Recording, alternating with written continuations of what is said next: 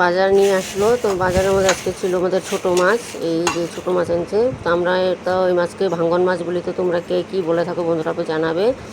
খুব টেস্ট হয় মাছগুলো। এই মাছগুলো অনেক সময় অনেক বড়ও পাওয়া যায়। তো আজকে ছোটো পেয়েছিল। তো অনেক দিন ধরে বলছিল ছোটো মাছ খাবো। তো ছোটো মাছ নিয়ে আসলো, সাথে টমেটো, ভোল, পেঁয়াজ, এই আর ঘরে অনেক সবজিই ছিল।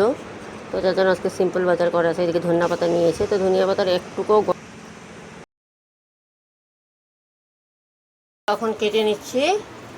দেখো মাছ কাটা হয়ে গেছে কয়েকটা আমার এদিকে। আমি কিন্তু ছাই দিয়েই কোনো সময় মাছ কাটি না, আমি নর্মালি এরকমভাবে মাছ কাটি। যেহেতু ছাই পাওয়াও যায় না এখানে, কোনো সময় গুয়াহাটির বাজারে কিন্তু ছাই পাওয়া যায় না, তো এইভাবে করে মাছ কেটে নিচ্ছি।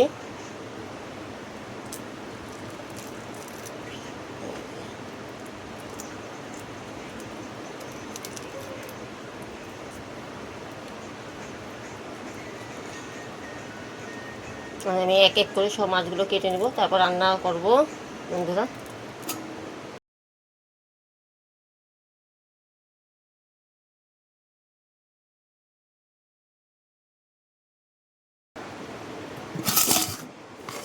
সব মাছ কাটা কমপ্লিট হয়ে গেছে।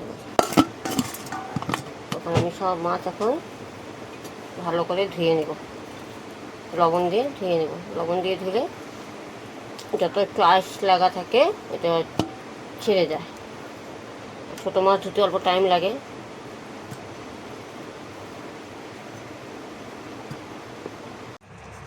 মাছগুলো এখন লবণ দিয়ে ভালো করে কষলিয়ে একদম ধুয়ে নেওয়া ভালো করে। যে লবণ দেওয়ার সাথে সাথে দেখো মাছের আঁশটাগুলো কীভাবে সরে যাচ্ছে। দেখো এমনি তো পরিষ্কার করেই কেটেছি, তথাপিও যা থাকবে এর থেকে ধুয়ে ধুয়ে লবণ দিয়ে এরকম করে মাখালে আর সমস্ত আঁশ যা থাকে আরও সব উঠে যায়।